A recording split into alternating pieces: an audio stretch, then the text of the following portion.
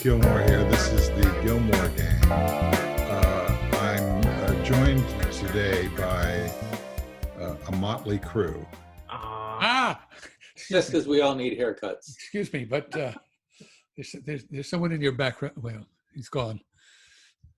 Oh, did you? The orange guy with the hair made a brief appearance when you said motley crew. Just at the moment you said motley crew. He's made some interesting appearances in the last 24 hours, including one where he described the situation that the virus is just going to go away.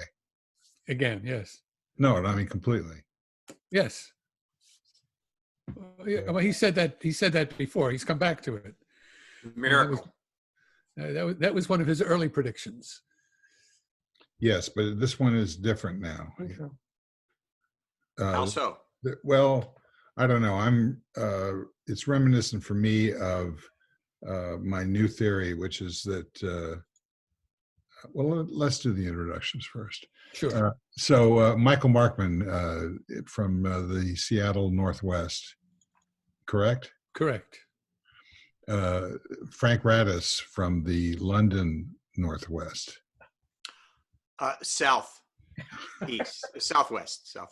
Thank you. Let's go to Keith Teare, who's luckily muted, so we didn't get to hear whatever he just said, is in Palo Alto. What did you say, Keith? I said that a man who lives in Kensington never wants to be confused with a man who lives in Kensal Green. Wow. Southeast. We are so lucky to have... West side, southeast. I don't know what that means. I mean, literally any of it. You're talking about two localities on the British Isles, correct? Kensal Green is where I used to live before I moved to Palo Alto, and it's kind of like, you know,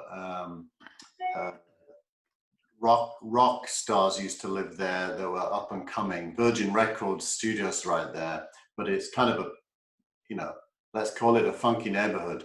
Kensington, on the other hand, is where the Queen's family hang out.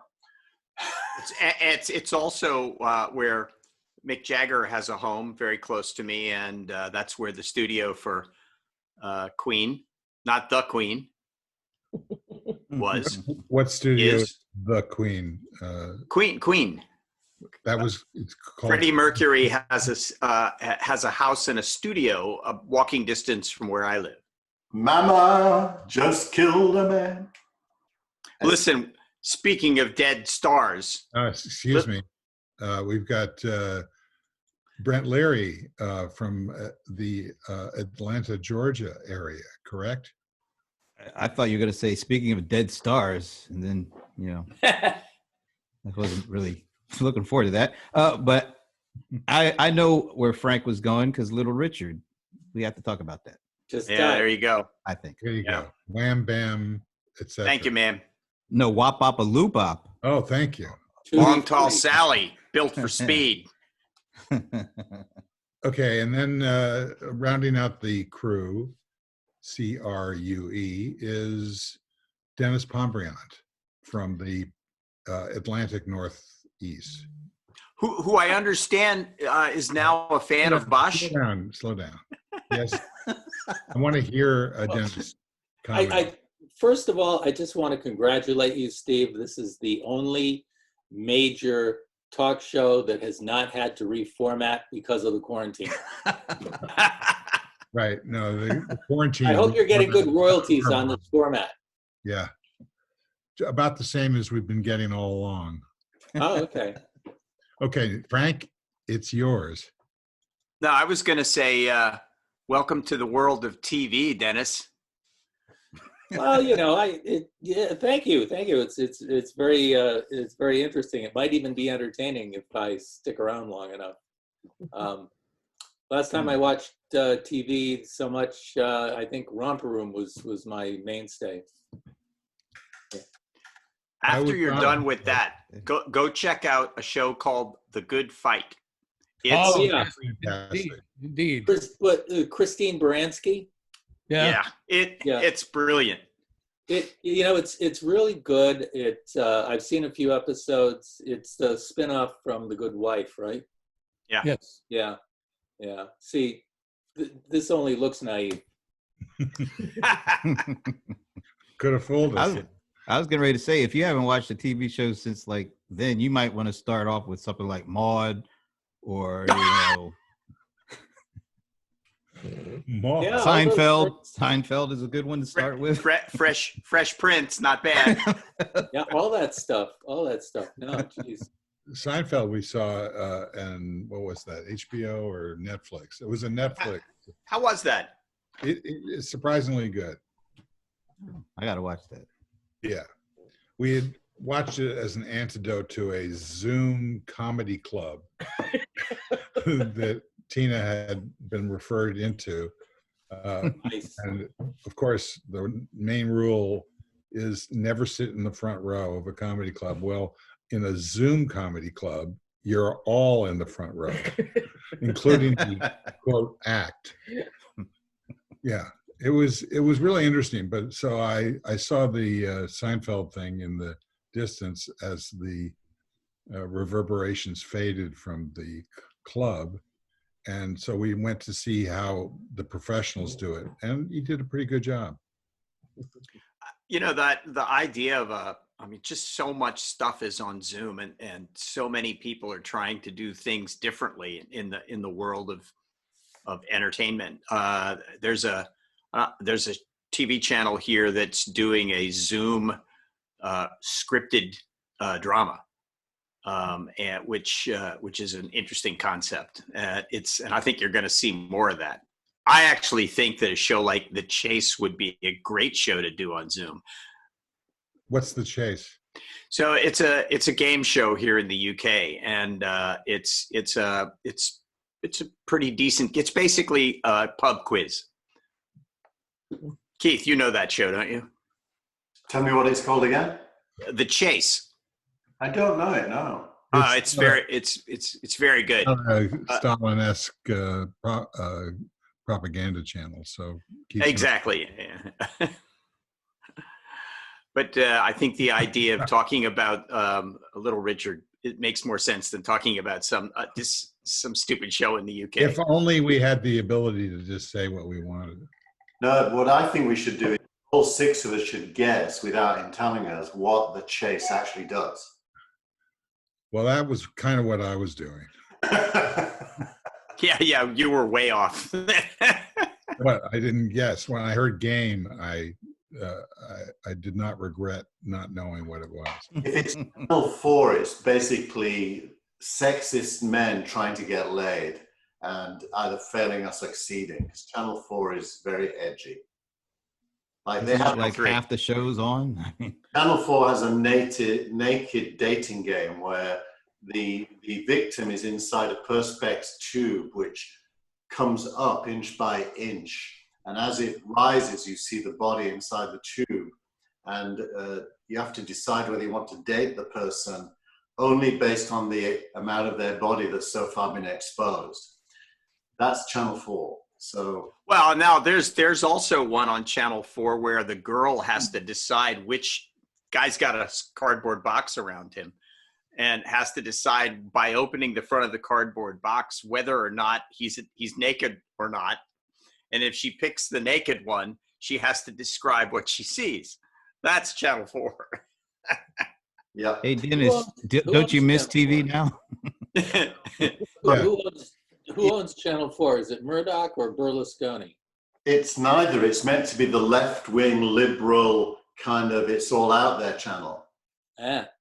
Well, apparently it is all out there. But what does this have to do with either Hillary as vice president or Little Richard?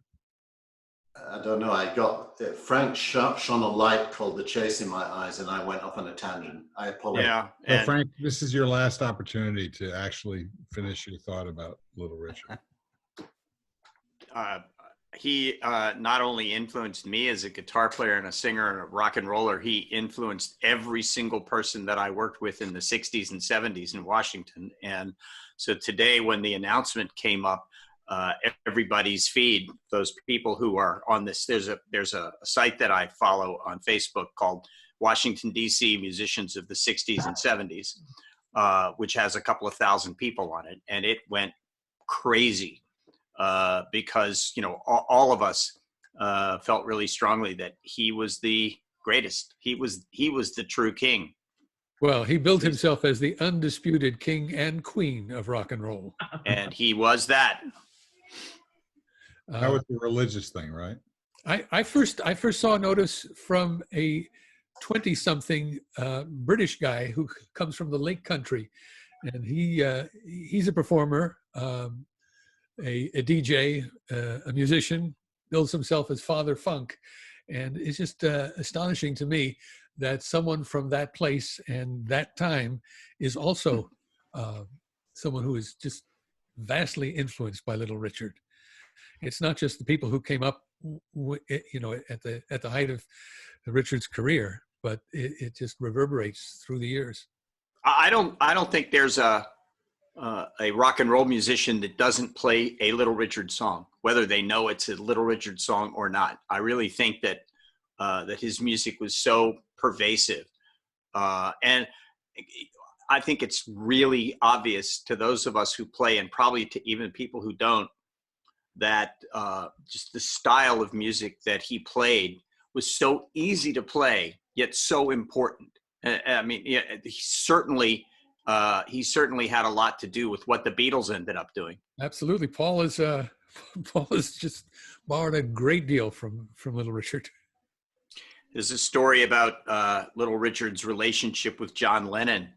A friend of mine, Liz Derringer, I know you know Liz, Steve, there's a photograph of her on this site today where Little Richard had mentioned to her, she had asked him, you know, what was your relationship with John Lennon like? And he said, he was wild, I was wild, we were wild together. So, you know, it's like they influenced each other, but clearly he influenced John Lennon. He was also influential, not only as a musician, but just as a modern media presence, persona. He had this ability to project an outrageous persona and bring the audience in on the gag with him. He winked at what he was doing all the time. So, you know, you could enjoy him with a postmodern irony, or you could just go in and lap it up directly. Brent, what do you think? Well, being a huge fan of Prince, there's some obvious similarities there in a number of ways, not just the music, but the dress, the androgyny. And I have actually kind of a little personal story. One of my best friends growing up, his father was from Milledgeville, Georgia, and he actually taught Little Richard. They weren't that far apart in age, but he had just graduated, and he actually taught Little Richard, I think 1 or 2 years in Milledgeville. And what did he teach? Well, I don't think he taught him about you know, the dressing aspects of his life. I don't think he taught him how to play the guitar. I think it was like arithmetic. Well, you can't play music without some understanding of rhythm. Rhythm is mathematical. So, good on him. Denis, any thoughts?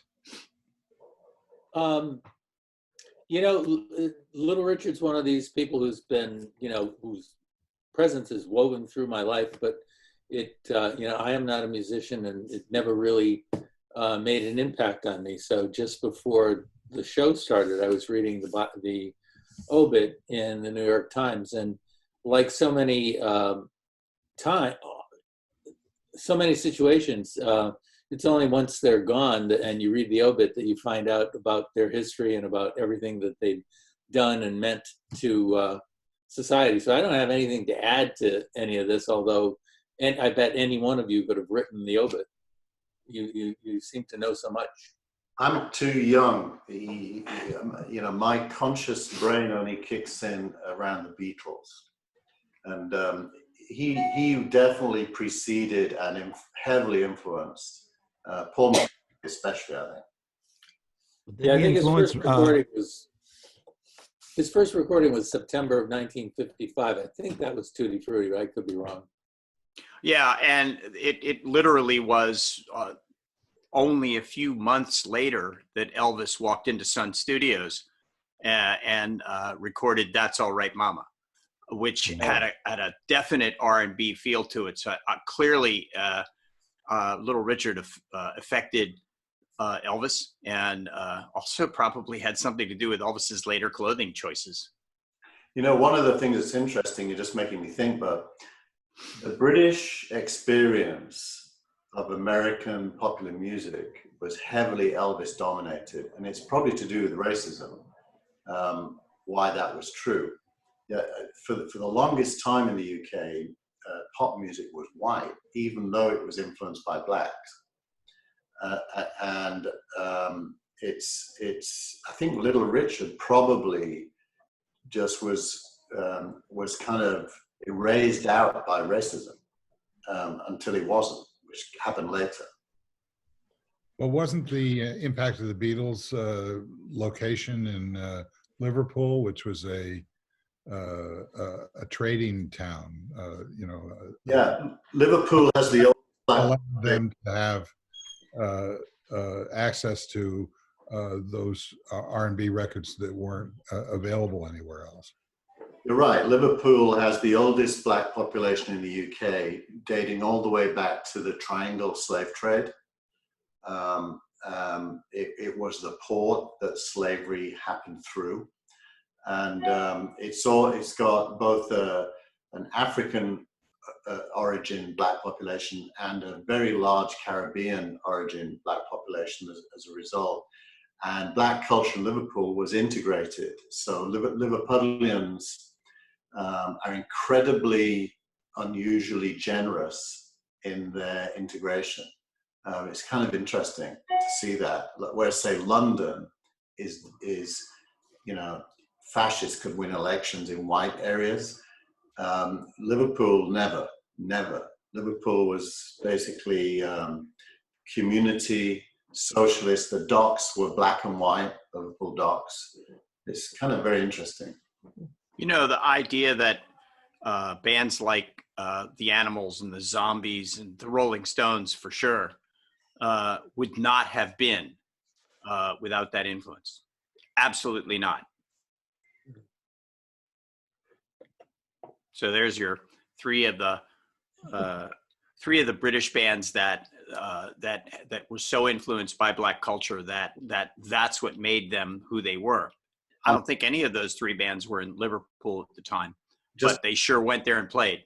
Just to make a joke about that, on the other hand, Jerry and the Pacemakers and the Dave Clark Five had nothing of that influence in them.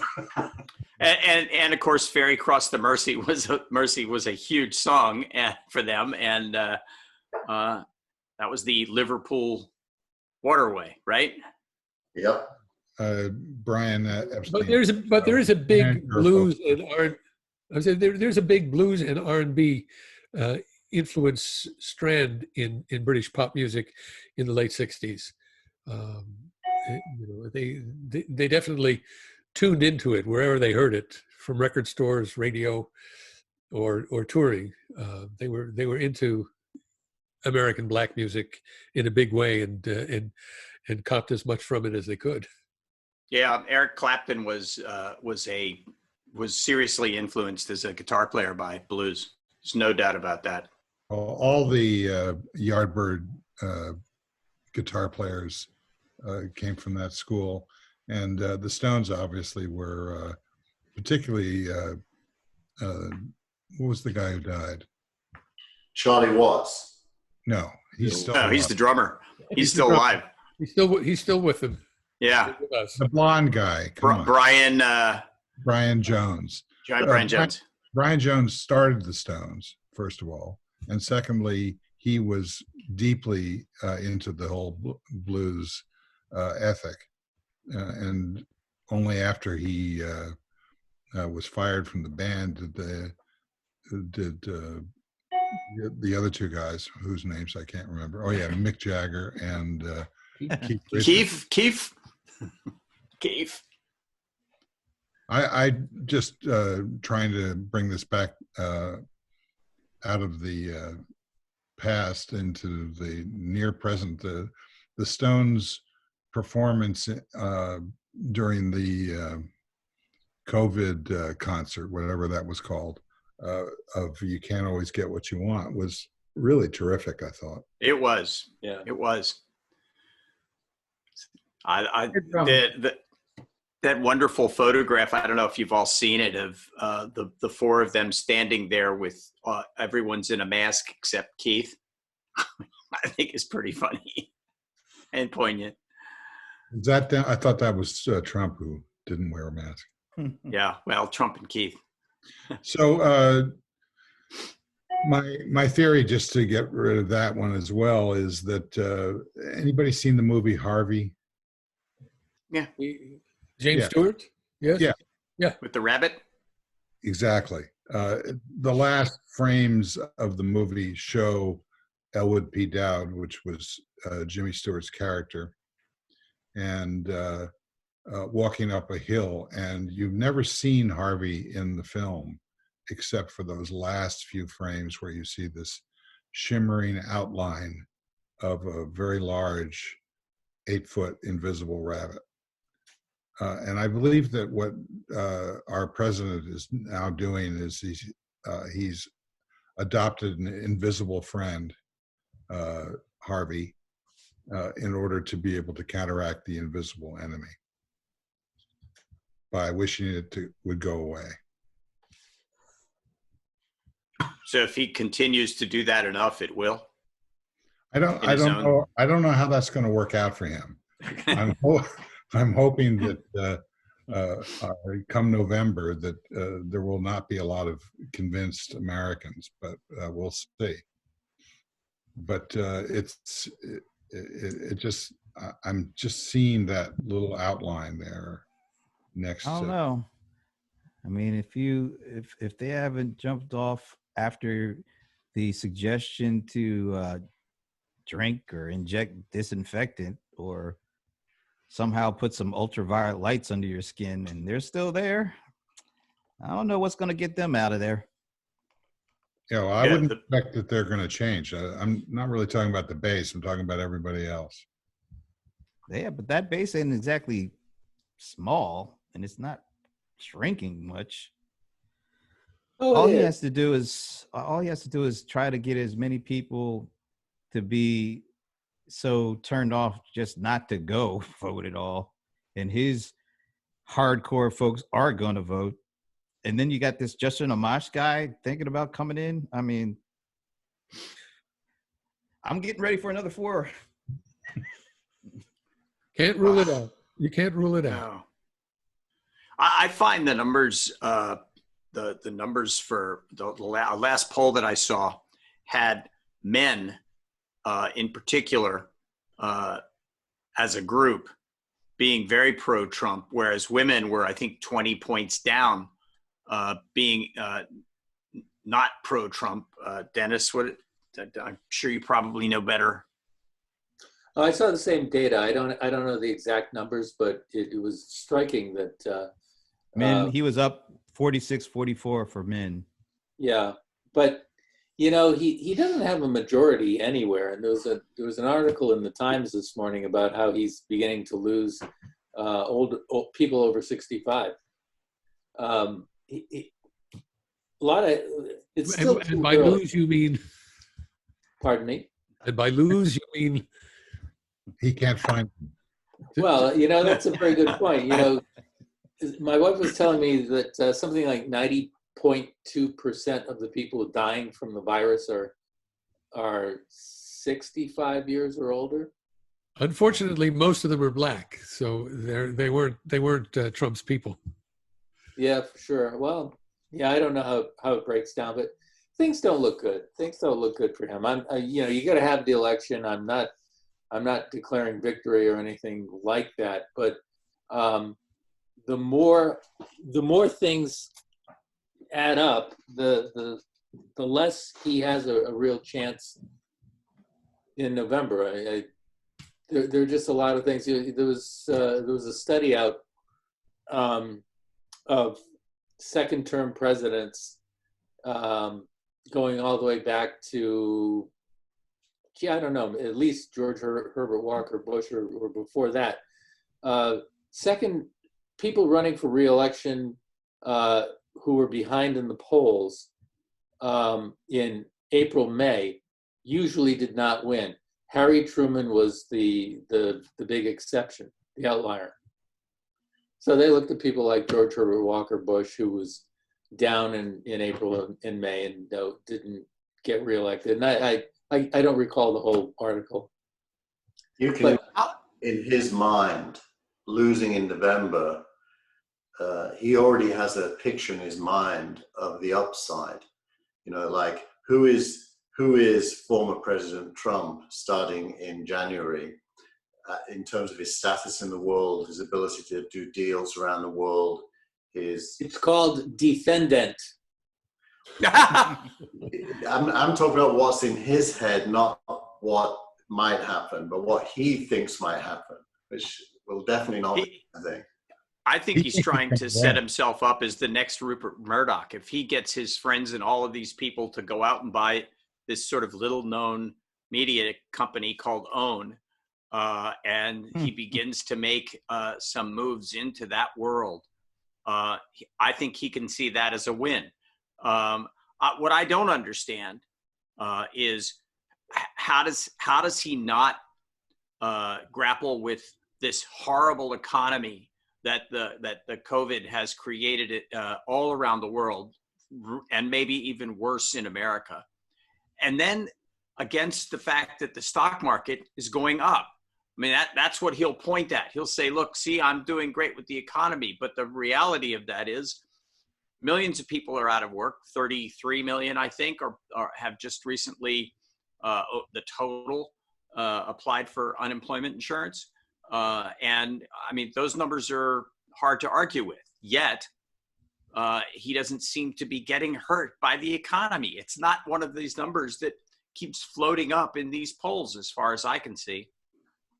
The Fed, which really dramatically is the one who's keeping this thing up with all the money they're pushing out there. It's also his strategy to spew as much confusion and blame as possible. The economy isn't tanking because of him. It's because of those damn Democratic governors who are shut down their states. He's trying to get them to open up. He's the big champion for getting the economy running, but he's being thwarted by the evil Democrats and by the media. There's going to be a lot of dead red state grandmothers that prove the opposite. I think you're right. I agree. I think there's a lot of people in this country who are in states that have been lightly touched by this pandemic, who don't have any skin in the game from the perspective of they haven't lost anybody, they don't know a lot of people who've been sick, things like that. Places that come out too early and have rising caseloads and rising hospitalizations are going to discover their own mini epidemics, and they're going to have that top of mind come November. There's a lot of time between now and November for a lot of different things to happen. And from Trump's perspective, a lot of it is not good. Most of it's not good. Yeah, but see, he doesn't care. I mean, he only has one objective, and he doesn't care what he has to do or say just to get that done. Once that is accomplished, he doesn't care about anything or anybody else. You know, the red state grandmothers, you think he really is going to care about them on November 4th if he wins? If he wins.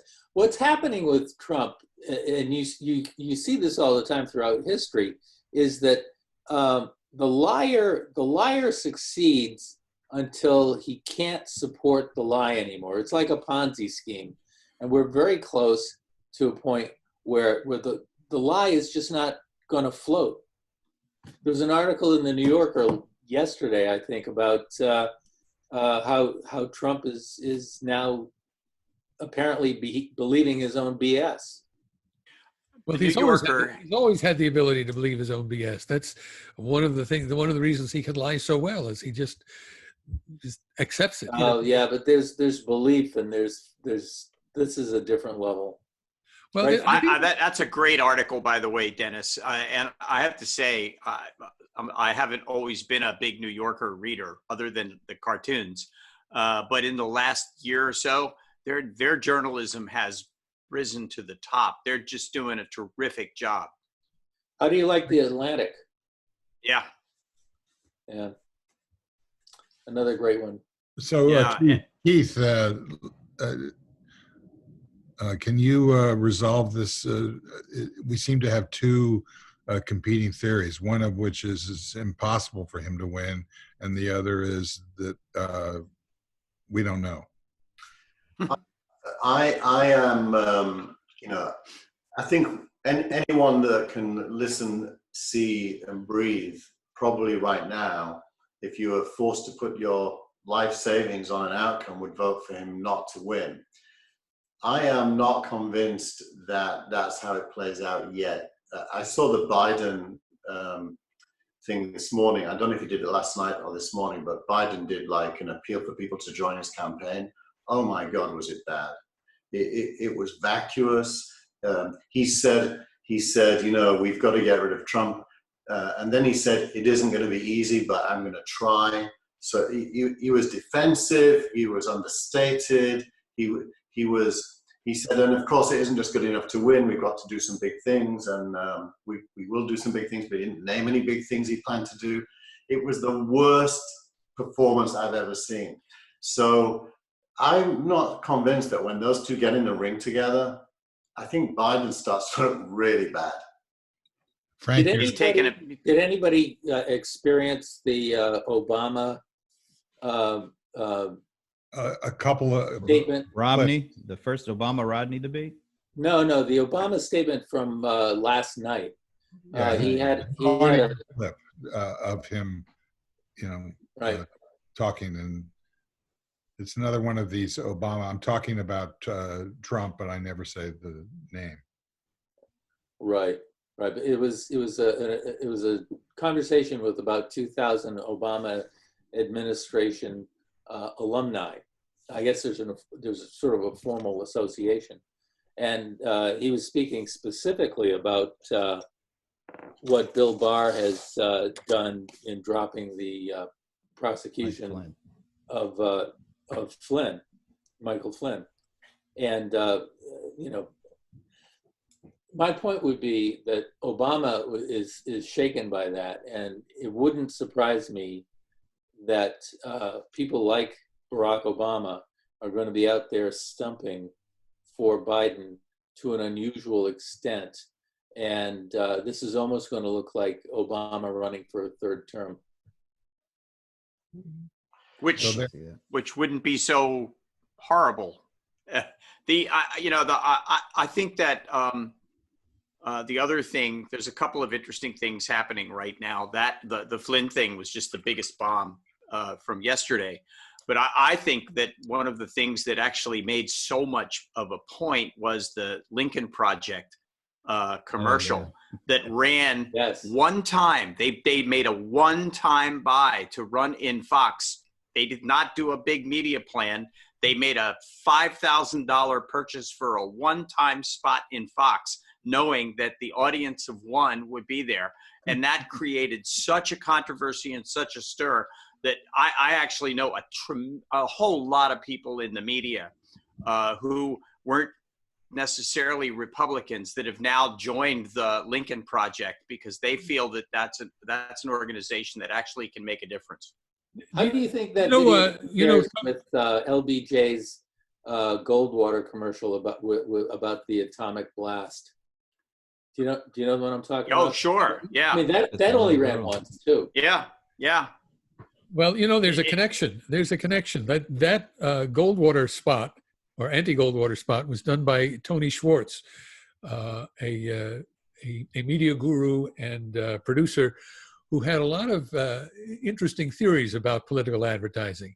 And he is the first one to use this technique of finding out what the decision maker is listening to, what radio station they listen to in their drive time, and making a small media buy, putting the ad on the air, the target thinks everybody's hearing it, because it doesn't come to them on their telephone, doesn't come to them in their mailbox. It comes to them on the radio. Everyone must be hearing it. And I'm sure Trump must have felt the same way. Everybody is seeing this. But they didn't buy the Fox network. They bought a cable local DC. They spent $5,000. But yeah, so they bought the head end. And Yeah. all they bought was Trump. And they got 17 million views out of it. Wow. And Well, interesting, isn't those I was views just are gonna still say- rising. Yes. It sounds like Facebook now won't they're let it run on fundraising. Facebook, though. They're fundraising against it, and they're recruiting against it. It's wonderful. The other irony is that there's another guy named Tony Schwartz, who is Trump's ghostwriter. So Tony Schwartz is a big name, even though they're not present. It's kind of like Little Richard. The influence continues. Well, I'm curious to know what everyone thinks about the fact that 2 members of the inner circle have tested positive for coronavirus, and it to me it's like, wow, this is a huge thing, and it doesn't seem to be rising to the top in almost anywhere. Am I wrong, or is that just because I'm over here? No, it's a big thing. Epidemiologically, unless you join a convent, and maybe not even then, you're going to get exposed to it. And I think the White House has been playing kind of free and loose with precautions, and so I think it was just a matter of time. But more interestingly, I mean, you'll have to wait 2 weeks to see if anybody gets sick. But more interestingly to me, this is yet another way I had not considered that we could end up with at least a temporary President Pelosi.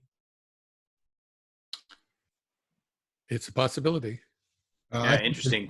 There was also a report I saw this morning of an outbreak among the Secret Service, although they weren't clear about whether those were people who were in contact with Trump. So, this camel has a way of getting its nose under the tent. Absolutely. I think that was developed in Trump laboratories and was purposefully released into the Secret Service, obviously. With a bat. Yeah. This is not an official position of the Gillmor gang. But I mean, In the ballroom by the butler.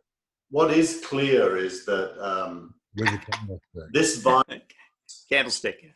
This virus lockdown has not really impacted the curve yet enough. So the US curve is plateaued, but it hasn't started going down. And that's after what? Are we 6 or 7 weeks in now? So, but you have to Well, look at it. it's You have to look actually- at it on a state by state, location by location basis.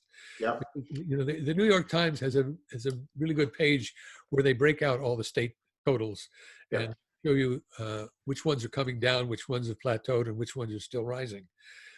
Alarmingly, my own state had a great flattening of the curve, and now is coming up again. Well, So, but that is exactly logical, right? The minute the virus hasn't been beaten, it's been slowed down. right. So the minute you do anything to relax the lockdown, of course, it will pick back up again. How could And those gun-toting people who are trying to keep and reopen these states are going to make a lot of noise, and they're a very small minority. But I'll tell you, those images, when they play over here, they get a lot of talk. There's a lot of discussion about it. Correct me if I'm wrong, guys, but aren't they like a really tiny minority? Yet it really looks like a big movement here. That is correct. That is correct. The polling suggests that somewhere between 2/3 and 3/4 of Americans don't think reopening is a good idea. Correct. But however, the CDC estimates that came out, was it this week? I think it was this week, now are saying that the daily infection rate between now and the end of August may rise from 10,000 a day to 200,000 a day. That's right. That's right. And it's all a function of whether or not you get out of the house and start mingling, and you don't wear a mask and all the rest of that. Michael, I'm looking at that article in the Times right now, and it's pretty evenly divided between states where new cases are increasing, states where they're mostly the same, and states where they're decreasing. And what's scary to me is that where there's an increase, I see multiple states that are going through what looks like a U or a V, where they had one peak and they're going towards a second peak. Yes, that's where I am. Yeah. My state is in one of those. We were it's not good. There was also an article last week. There was an article in the New Yorker that held up Washington and Seattle as a hero in being able to contain the virus, and just a week later, I'm not so sure anymore. Well, there was another article with a wonderful graph that showed that although the nation as a whole has a declining infection rate, if you subtract out the three biggest hotspots, which are New York, Detroit, and New Orleans, the rate is actually increasing. Yes. In fact, all you have to do is take New York out of the equation because their numbers are so high. Their numbers, well, really the Acela corridor from Bangor, Maine, or wherever it terminates all the way down to DC is just one big hot zone. Well, in that context, what does Trump's call for opening up do to his reputation? In other words, is he going to be like the Swedish guy, a hero because he's biting the bullet and acknowledging the virus can't be beaten, so you just have to suck it up, and you can't close down society in order to not suck it up? Or is he going to be tarnished with deaths because he opened up? Well, but the Swedish guy isn't just opening everything up willy-nilly. No. There's a strategy to what they're doing in Sweden, and Trump is not playing any strategy. I mean, the Swedish strategy is protect the most vulnerable and allow the virus to move among the least vulnerable and those least likely to have serious symptoms, and that's not what Trump's doing. Trump is playing a binary game here. Open it up. It's not going to work well.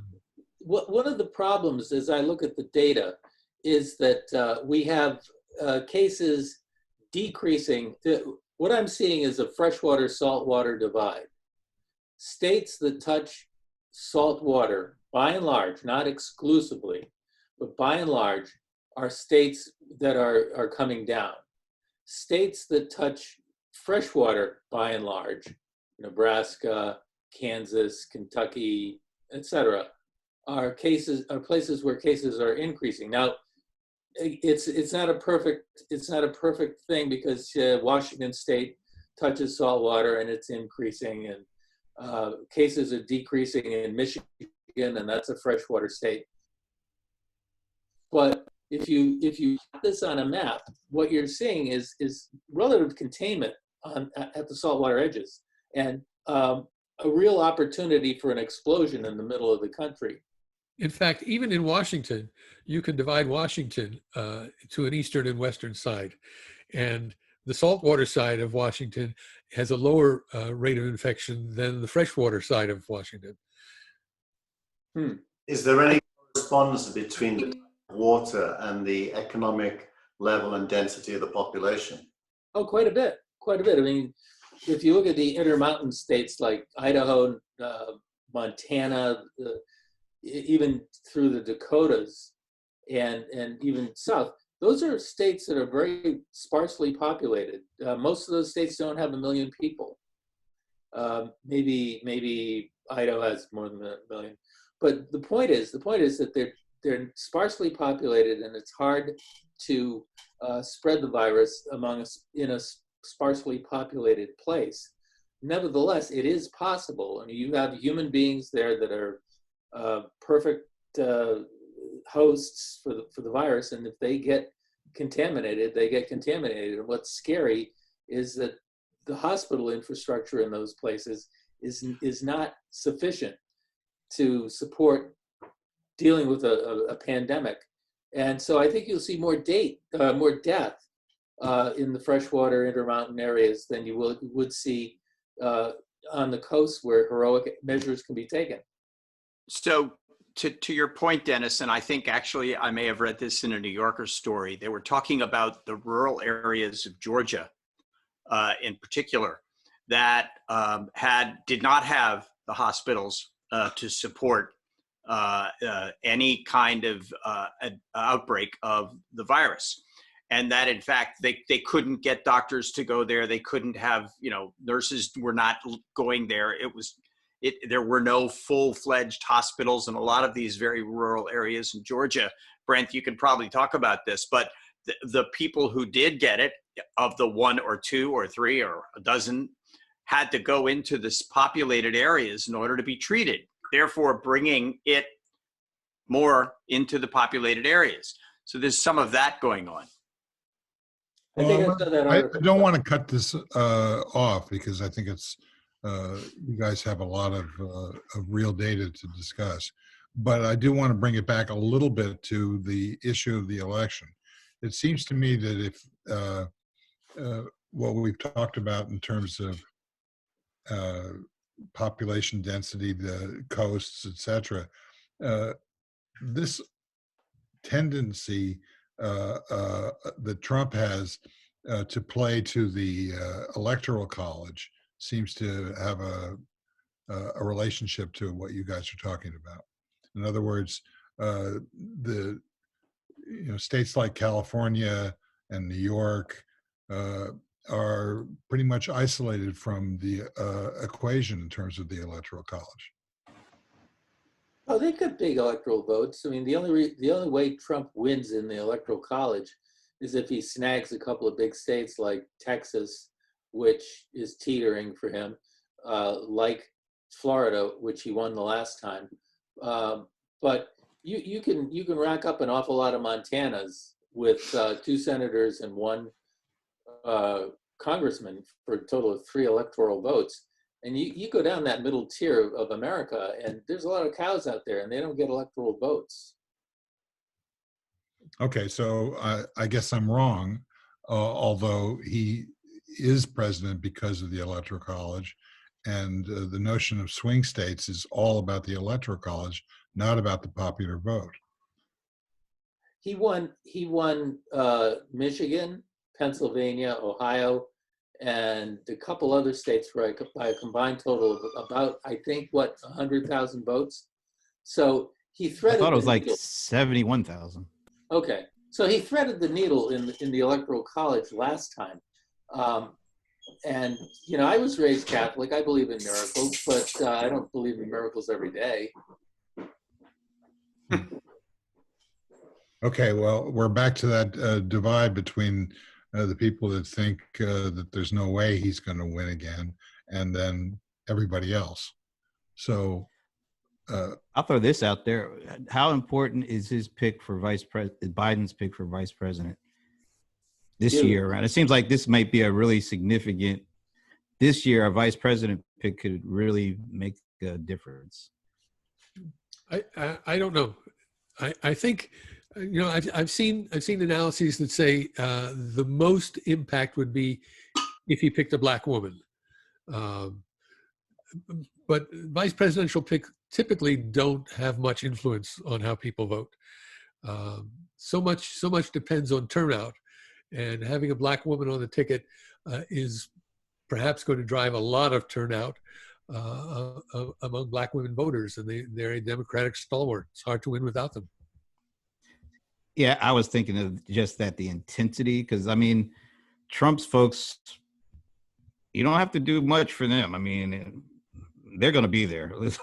There's absolutely no way they're not going to show up for this guy. So that's why I'm thinking this year, whoever is the pick, it's got to be somebody who gives Biden some juice, gives him some intensity to work with. Because if he gets somebody who doesn't come with that, I don't think they're going to have the kind of turnout that you're going to need to beat this guy.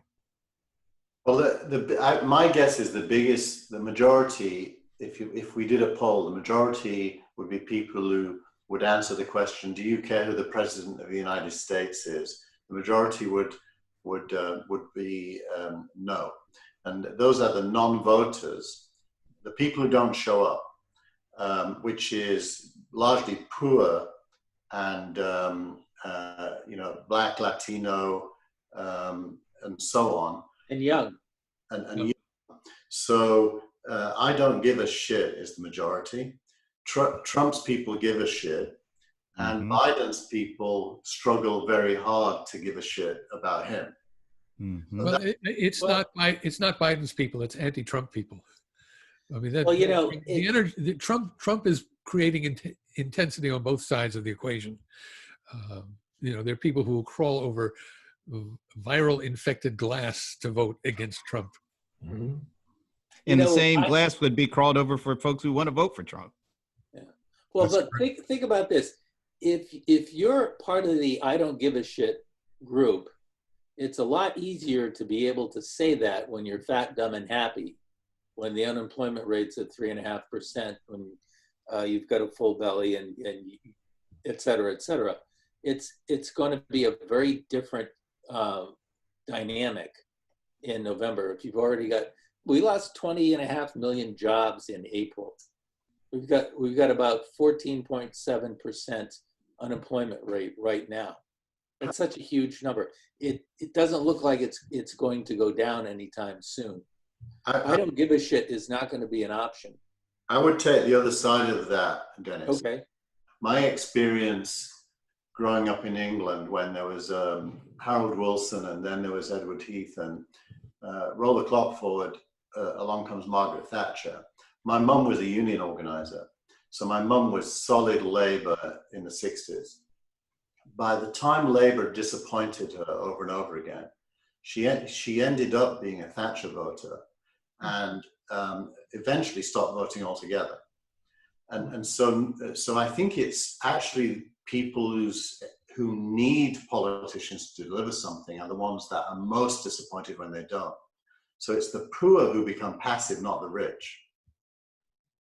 Yeah, but in a couple of these later, this, at least the last presidential election, and I'm sure there are ones previous to that, the folks whose policies would seem to be more in line with the needs of the people, they didn't vote for. I mean, they didn't vote for, some of the folks who were, looking to raise the minimum wage, or, they voted for the guy who, they wanted to feel like he's in there with us. When was the last time Trump was in there with like working people? I mean, it's just ridiculous, but they voted last for week, and he wasn't wearing a mask. Well, that goes back to there was a great book about, 10 or 15 years ago by a social scientist named Thomas Frank. What's the Matter with Kansas was the title of it. Right. And he tried to identify the reasons why poor people, disaffected people, voted against their interests for the GOP. And what he came down to was that it wasn't really the policies that those people espoused. It was things. It was dog whistles. It was things like, we're going to eliminate abortion, or we're going to do other things that protect the white majority. We're going to get tough on Mexico. We're going to build a border wall. Those are all things that Trump did, and those are the dog whistles that got him elected. But you gotta ask yourself, once bitten, twice shy.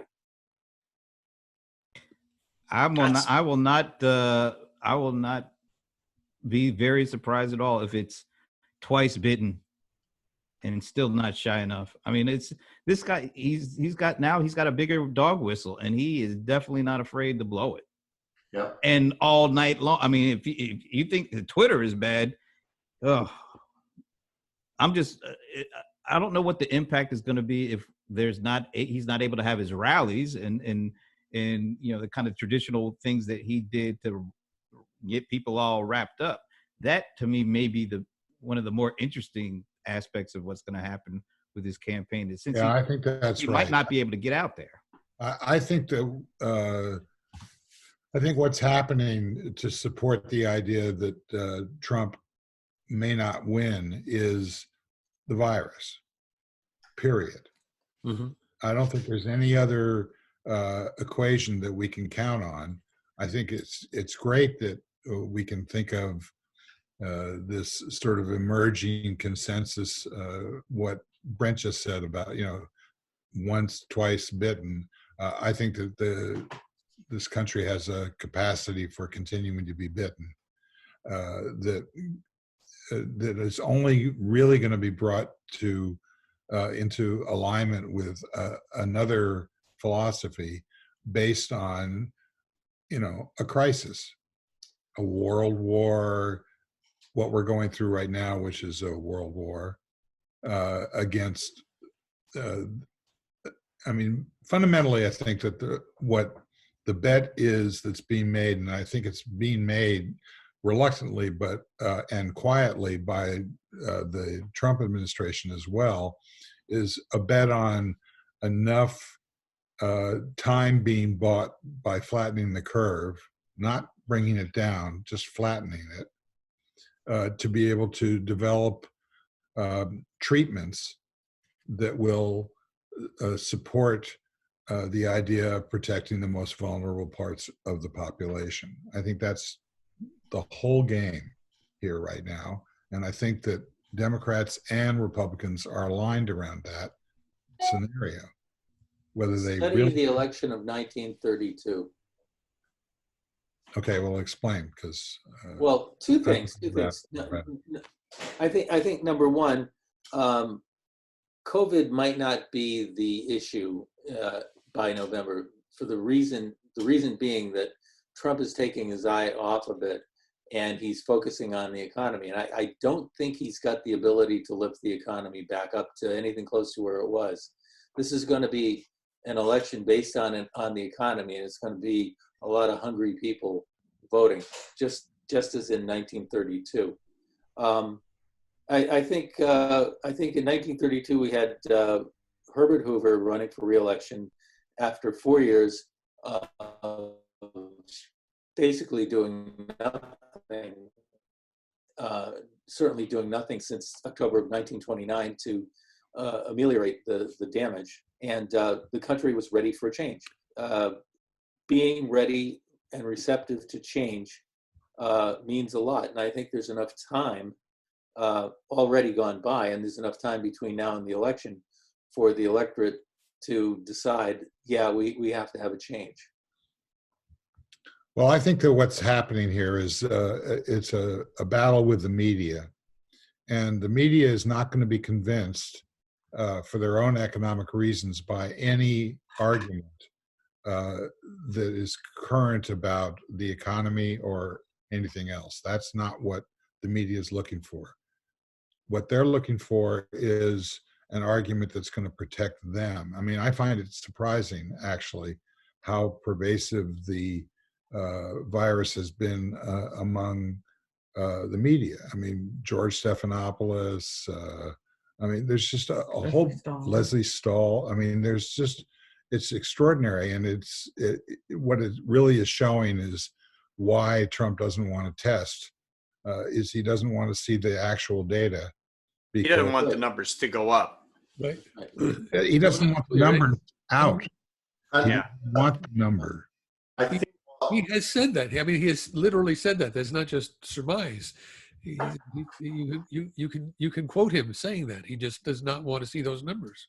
That's like that boat. He didn't want those people to come off the boat because he didn't want the numbers to go up. That's right. what Michael said earlier is I think kind of interesting. When Michael, you made the point that unlike Sweden, Trump doesn't have a plan.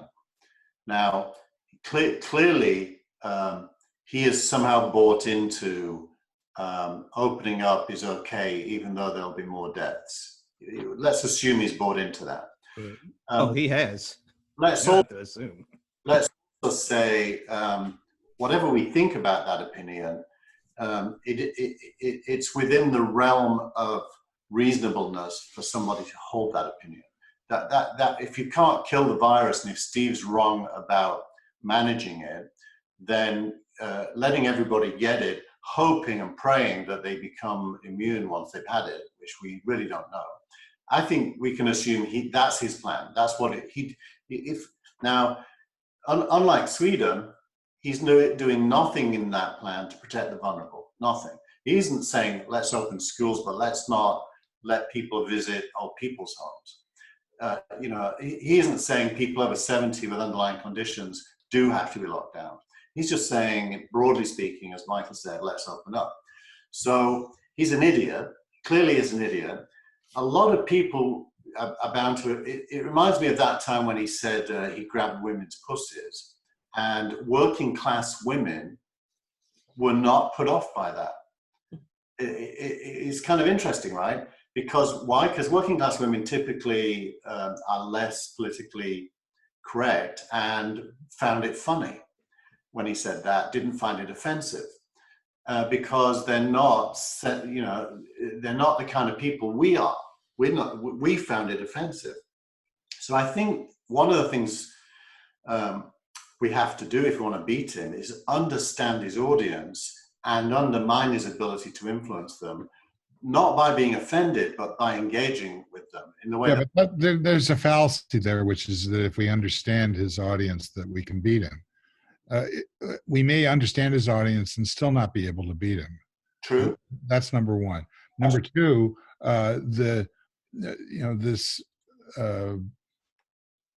even if you look at Sweden and other countries that have different strategies, including rigorous and immediate lockdown, like China and South Korea, etc., there's still an undercurrent of, can we mitigate the worst aspects of this so that we can bring back the economy? The economy is not going to be brought back by the people who own and run the stores. It's going to be brought back by the customers going into the stores. And if they don't go into the stores, the economy is going to be taken out. And whatever Trump has to say about blaming everybody but himself, it doesn't really change the equation in terms of November. So all I'm saying to you is, if there is some serious science that begins to say that, okay, by a certain month, and it doesn't have to be November, it just needs to be serious science that suggests that they're going to be able to produce a cocktail of treatments that is going to mitigate the worst aspects of this so that we can begin to recover from the economic crisis that we're in. That is not only the Democrats' strategy, not only Fauci's strategy, but frankly, it's also Trump's strategy. Aren't we already seeing in America that people are not, even in those states that are opening up, are not, don't tend to want to go into these stores, don't tend to, I mean, didn't they open 3 movie theaters in Texas? Nobody's going into it. I mean, isn't that already? Yeah, the economy is not a monolith. People are not idiots. You go into a crowded restaurant, you go into a movie theater, that's one thing. You go into a supermarket, dash in and dash out, that's another thing. You go into a lumber store, buy some lumber. There are very few people around. There are different aspects to the kinds of economic engagement that people will be willing to do. It's not. And I think you have to understand, or you have to accept the dynamics of a democracy. Our democracy is a little bit funky with the Electoral College, but the winners in a typical democracy are the people who get 1/2 plus 1 vote. And this goes back to a point I was making earlier. Last time Trump managed to thread the needle in some key Midwestern states, He is behind in, I think, 4 out of 5 of them right now. It doesn't look like he's going to be able to thread that needle. And we simply have to accept the fact that we're not going to achieve unanimity in the population in the vote. There are people who are going to vote for Trump. They are not going to put him over the top this time based on the data that I'm looking at. I think that's the default truth. I believe I'm with Dennis. Okay, good. So now what I'm going to do is I'm going to force each of you to actually vote. Starting with Brent, do you think that Trump is going to win or lose the election? Do I think so? I Yeah, think it's your opinion. I think that there's going to be some way that he figures it out and he'll win. He won the last time and didn't have and had 3 million less than the other person. So I know, but there's we'll a see it happen again. big difference between that election and this one, which is that now we know that he can win. Yeah. I have to wait and see. I'm going. He's going to win. Okay, great. Frank Radice, Lose. Denis, I think he will lose with caveats. The caveats are, if the creek don't rise, if the good Lord's willing, if there ain't no meltdown. And the reason you got to say that is because there is the possibility that he will steal the election. He will shut down democracy. Gerrymandering will be worse in some key states than we believe. So caveats. That's a Little Richard song. yeah. So I'll take that as a no. He's going to lose. Keith, I'm, May the 9th, 2020, he's going to lose. Ask me again in 3 months. no, I'm asking you in 3 months. What's he going to win? Is he going to win or lose? I refuse to answer the question. Is he's going to lose? So if I have to do it that way, he's going to win. Okay, good. So you and Brent so far, and the last one is Michael Markman. I'm also with the he's going to lose asterisk camp. I don't trust him to have an honest election. I don't trust Barr to have an honest election. I think that what we saw with dropping the charges against Flynn is just the opening salvo of a long campaign. It's going to be ruthless. It's going to be unscrupulous. And I am frankly worried about it. But if we had an honest vote, he'll lose. Didn't he put a crony, or isn't he trying to put a crony in to run the post office? He already has, yes. A large donor. So there you got Barr. That takes care of the Justice Department. And there you got this large donor crony into the post office that he was trying to shut down anyway, in advance of things like New York State going for the mail-in vote because of the virus.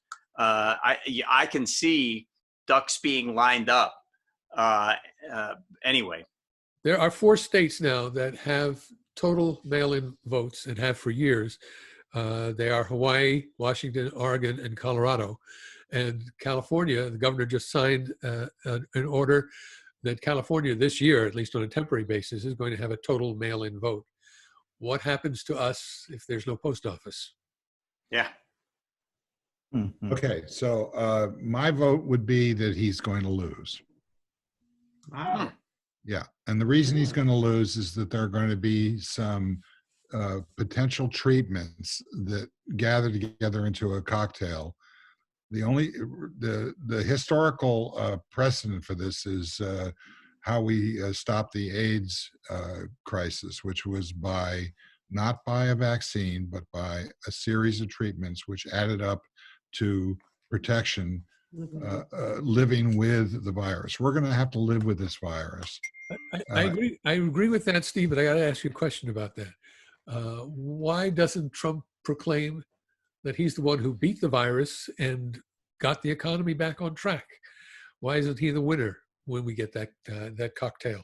Because I don't think that he's going to be, by November, he's going to be the winner about this. This is not a discussion about the entire country. It's a discussion about the swing states in the Electoral College.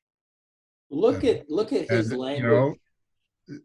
You know what everybody is saying here. If we put all of these opinions together, this is my opinion, is they're saying that he has the potential for running the table. He's already done it once.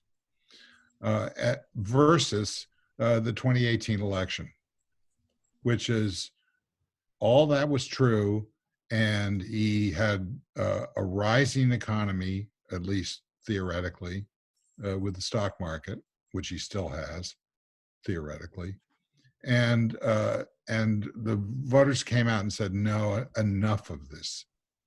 Right, and the number one issue for the Democrats then was healthcare. And if healthcare was important 2 years ago, my goodness, what about now? I mean, he's still trying to get the Supreme Court to invalidate the entire ACA. So all I'm saying is I'm not looking for a magic rabbit here. What I'm suggesting is that there's a strong potential for the dynamics of 2018 in the electorate. And if the media aligns with a scenario that isn't about how Biden's out of touch, ... and instead aligns with what essentially Fauci is saying, which is, look, we've got some data now that shows that we can mitigate this virus in a specific population. It's not the answer. If we come up with a couple of other scenarios, for example, the remdesivir, I forget what it's. Remdesivir. Yeah, it by itself is marginal in terms of its impact, but where they had a control group in that study of the control group was people who were given a placebo.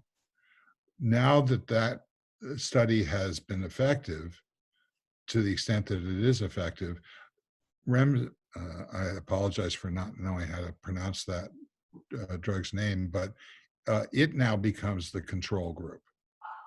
So as you add... Did you see this morning's report about how the Trump administration couldn't manage to deliver the drug to the places that needed it?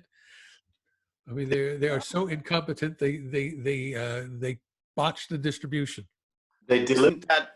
By the way, Pence delivered empty boxes pretending they were full. Saw that. I think that's been debunked. That was a comedy routine. I'm not sure. But there's no. If that box was empty, Pence is a really good actor because he made it look like he was lifting some weight. But there's no. Go ahead, Frank. There's no doubt that Kushner, who is running the distribution of the operation that is supposed to be getting stuff in and then distributing out, that story that I think it was in the New York Times just day before yesterday that talked about how he had brought in a bunch of young people with no experience that came from hedge funds and they were targeting only people who were cronies of Trump in order to get things done, proved that they couldn't get things done, just as one more nail in the coffin that goes down the road of they couldn't distribute remdesivir. But even if they could, going to Steve's making a major point, I think. The facts are that drug is for people who are going to survive, and it shortens their recovery time by about 3 days. Yeah. The minute someone's on a respirator, they're very likely going to die. So this is a drug that's pre-respirator recovery phase.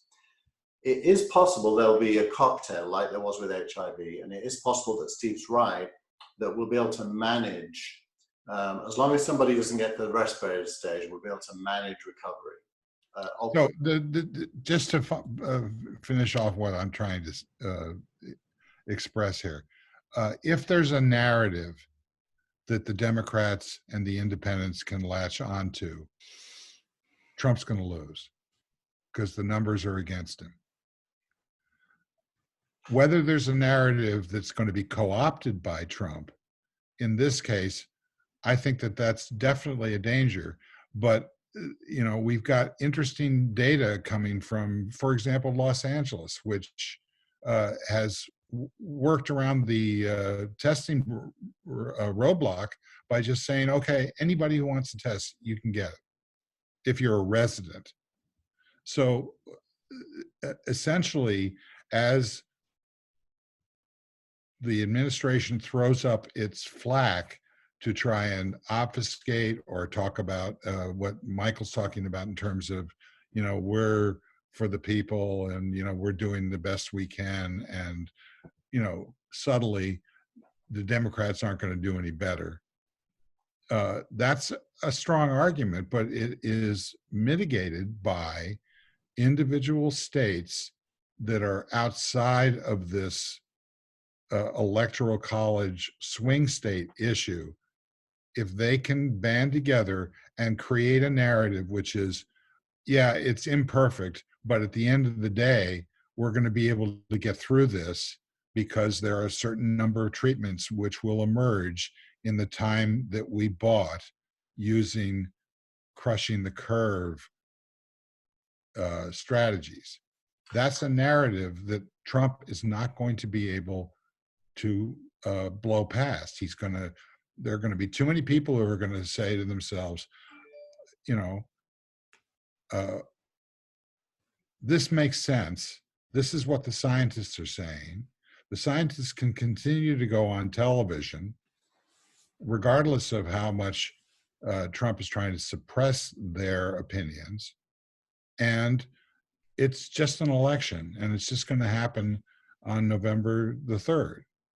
I think it could play differently, Steve. Even if the cocktail emerges, Trump's basic message right now is we're going to beat this and open up. So if this remedy emerges, he will certainly take credit for it. Whether people believe him or not is another question.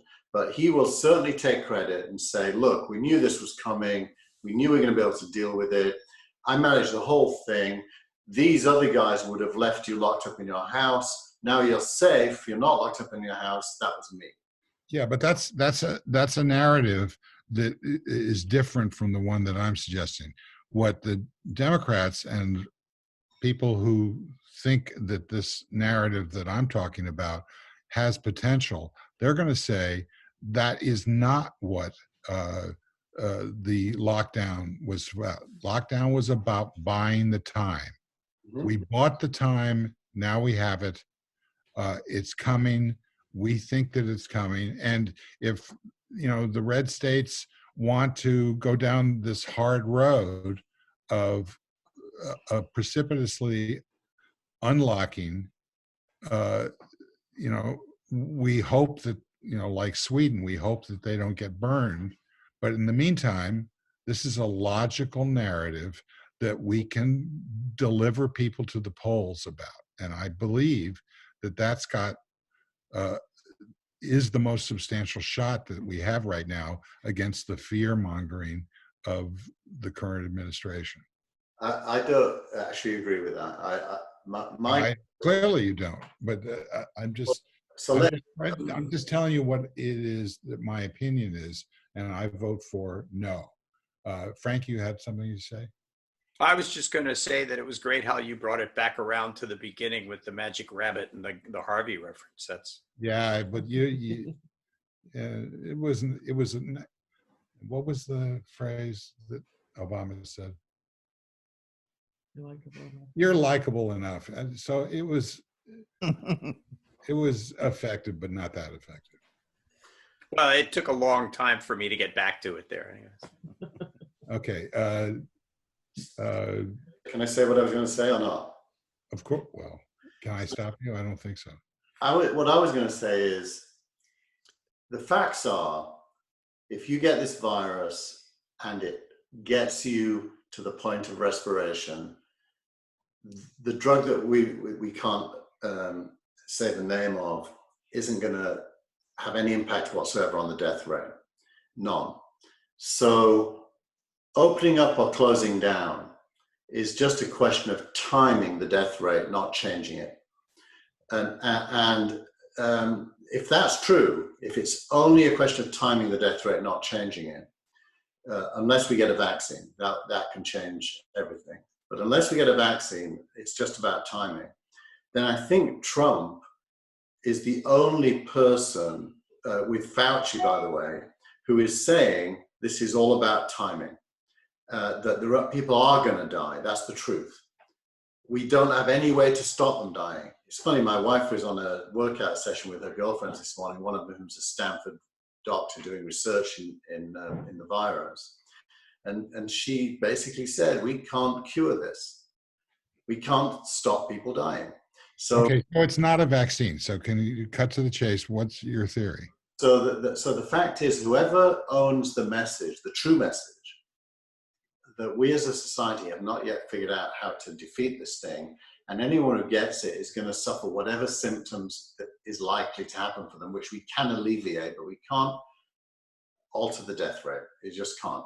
So that's the truth. So it feels to me as if the Democrats are being very careful not to claim anything different to that, because there isn't anything different to that. Trump is kind of running the show, so anything good that happens, he gets credit. Anything bad happens, he doesn't get credit. He gets bad stuff. And so it really all depends on whether good things or bad things happen in the next, between now and November. Can I offer an alternative? Please. First of all, remdesivir was given to some very sick people, and you're right. I forget what percentage of them, it reduced the hospitalization rate by about a third. Now, the way remdesivir works is, without getting into a lot of detail, is it prevents replication of the virus. So the earlier you get it, the better off you're going to be. So remdesivir, in my mind, becomes sort of the equivalent of Tamiflu. I was on Tamiflu in January, and my flu season lasted 2 days. I had to take the drug for 5 days, but it was night and day. It was tremendous. So that's one part of the cocktail that Steve's alluding to. The other part that it seems like nobody wants to talk about very much is the idea of anti-serum. Everybody's putting their biomedical eggs in the basket of a vaccine. Vaccine is nice to have, but anti-serum has been around for 100 years. As a matter of fact, I wrote an article about this in March. The very first winner of the Nobel Prize in Medicine won for inventing the diphtheria antitoxin. It was an anti-serum that helped people convalesce from diphtheria. Prior to that, about half of childhood deaths came from diphtheria. So there is this swirling of possible solutions that's already out there in the biomedical community. Why we're not seeing more action on anti-serum, I don't know. We're accelerating the remdesivir trials. That's a good thing. But as I said earlier in the conversation, by by November, I expect this is going to be a referendum on the stewardship of the economy. There are going to be lots and lots of hungry, out of work people who are going to be looking for change. I don't think this is going to be so much about the virus as it is going to be about the economy. I might add that over here, the NHS is doing a lot of anti-serum research. That's something that they're talking about. So, God bless the NHS. That's all I have to say. Yeah. And what all I have to say is that we're out of time here. But the bottom line, I think, is the actions that were taken by Eric Garcetti and the city of Los Angeles are going to prove to be extremely relevant to the population that needs to get out and vote. Agreed. Okay. California would have gone for Biden anyway. Not about that. It's not. I'm not talking about California voting in the election. They are not an electoral college asset. I mean, obviously, Right. They're good numbers for us, but they don't swing the balance. The reason that Hillary lost the election is because she did not get out sufficient numbers of people in the Democratic Independent Coalition. If they are going to be brought out, they're going to be brought out as a result of some narrative that suggests that somebody or a president or an administration that is competent has more value than one that does not have competence, which is the one that we have. In order for that narrative to be there, there has to be a logical explanation of why we have to invest in these draconian issues. There's I think only a minority of people who make their minds up based on narratives and policy. And I agree, but the most people are either going to just be sick of this guy and want him out, or they're going to be in love with this guy and want him to stay. I agree, and I think that if the people that are sick of him and want him out actually vote, then he's going to be voted out. Yes. Okay. But all right. So what it was, Brent was yes, he's going to win. Keith was yes, he's going to win. Correct. Well, because you forced me to. No waffling now. We haven't got time. Forced me to yes get. Or no. Yes. Yes. Okay. So that's 2. Any other yeses there? Okay. So in the Gillmor Gang Electoral College, it's 1, 2, 3, 4-2. Yeah, but if you take into account good looks, I think we won. All right. Well, I want to thank Zoom, without which we wouldn't have endless time to discuss endlessly, because what else are we going to do? So I appreciate that very much.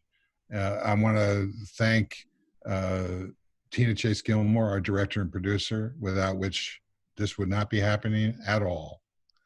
And she just recorded a terrific G3 yesterday, which hopefully will be released in the near future as well. So stay tuned for that. So I want to thank Brent Leary. I want to thank Steve Gillmor. Good, nice job. Frank Radice. Thanks. Denis Pombriant, who's the only one who's actually right on this call. Keith Teare, who, if he is right, then we have all failed, and it's a possibility. And of course the Michael Markman person. Thank you, sir. You're very welcome. Thank you. Okay. Thanks to everybody who showed up, and especially those who didn't. We'll see you again next time.